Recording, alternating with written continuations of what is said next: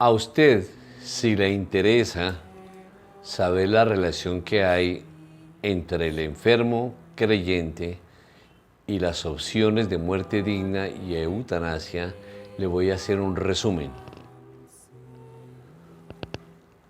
Cuando el enfermo es ateo o agnóstico, este tema le tiene sin cuidado. Toma sus decisiones de sí y no de acuerdo a su conciencia personal, a su concepción del mundo y de sí mismo, sin atenerse a ninguna religión ni a ninguna corriente espiritual. Pero si usted es creyente en alguna religión concreta o en una corriente espiritual dada, sí le puede interesar el tema. Le voy a contar entonces qué me sucedió a mí.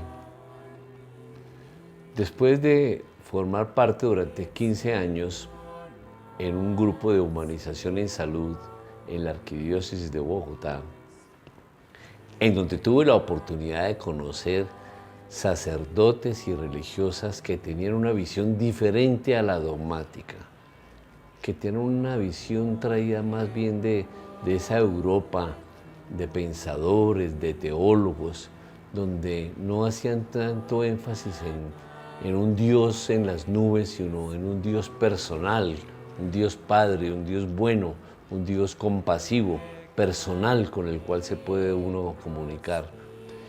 Entonces empecé a revisar el tema. Obviamente, quienes consultan la Biblia o quienes consultan los dogmas o oyen las declaraciones del pontífice de la Iglesia Católica o de cualquier otro líder de corrientes religiosas o espirituales, encuentran que en las religiones en general hay un no a la muerte digna y un no a la eutanasia. Todo comienza por diferenciar que muerte digna no es sinónimo, no es lo mismo que eutanasia. En una parte especial trataremos ese punto.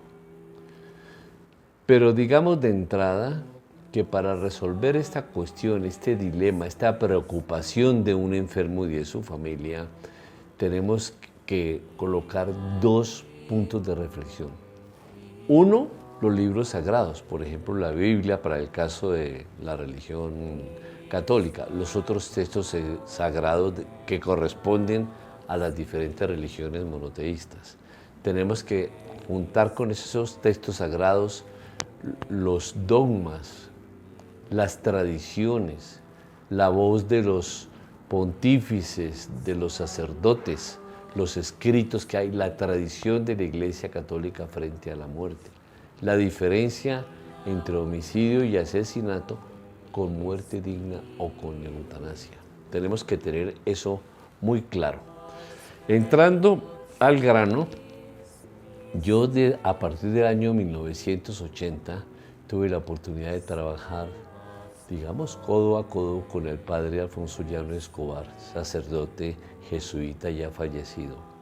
Y fui testigo de ese problema que él tenía de cómo conciliar su pensamiento con las declaraciones de la Iglesia Católica, las declaraciones formales. Él tenía un pensamiento abierto que me confirmó unos pocos días antes de morir, cuando en un diálogo personal, en donde yo fui a pedirle que me acompañara en una conferencia para diferenciar la muerte digna de la eutanasia, me dijo: no puedo, Santoyo, porque yo creo en la eutanasia. Digamos de una manera corta, la eutanasia antecedió por siglos a la muerte digna. La eutanasia no tiene en cuenta la medicina, ni la religión, ni las corrientes espirituales, ni el derecho. La eutanasia es muy bella en cuanto está basada en la compasión.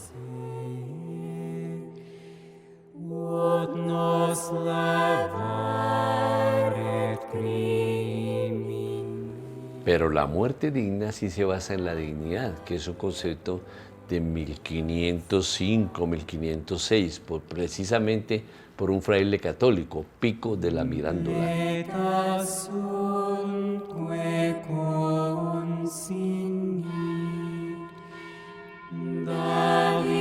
dignidad humana es la base de las constituciones hoy en día y es la base de lo que se llama muerte digna. Tiene que estar de acuerdo con la medicina, con las creencias espirituales y con la ética y con el derecho.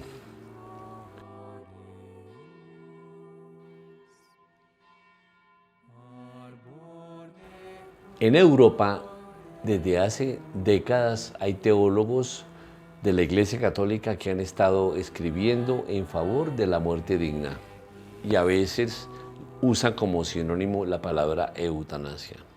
El más destacado, Hans Küng, que fue un asesor del Papa en el Concilio Vaticano II, tiene un libro específico que les recomiendo leer sobre la muerte digna, en donde explícitamente habla de la responsabilidad del creyente en estas decisiones ante su Dios personal, su conciencia personal.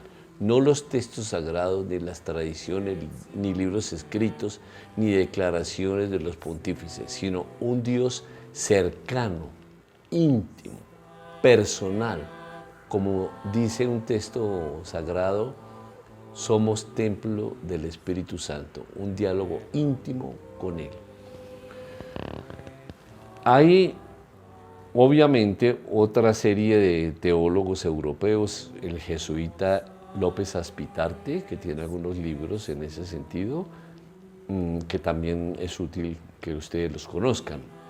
En Colombia, el padre Alfonso Llano Escobar fue el pionero entre todos los sacerdotes y el grupo que explícitamente abre un espacio grande para la consideración de la muerte digna e incluso de la eutanasia es el de la fe de los religiosos que están en la comunidad de San Ignacio de Loyola, es decir, me refiero a los jesuitas.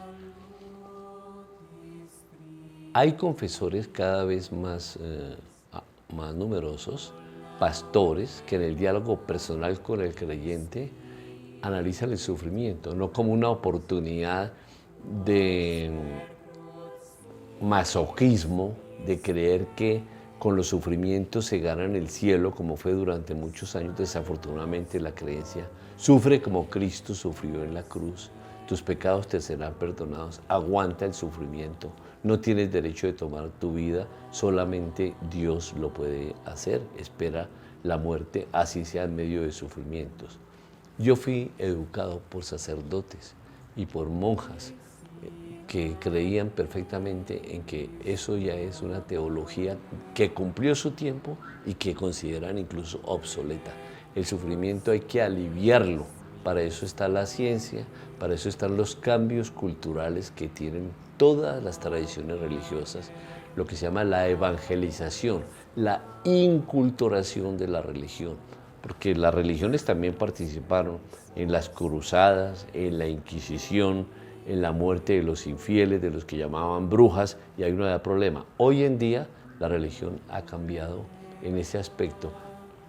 Hay unas licencias, digamos así, no autorizaciones explícitas, pero sí licencias a nivel personal, íntimo, para que la persona que está sufriendo pueda optar por una de las variantes de muerte digna o por cualquiera de ellas sin que entre en conflicto ni tenga que pensar en consecuencias de su alma después de la muerte corporal.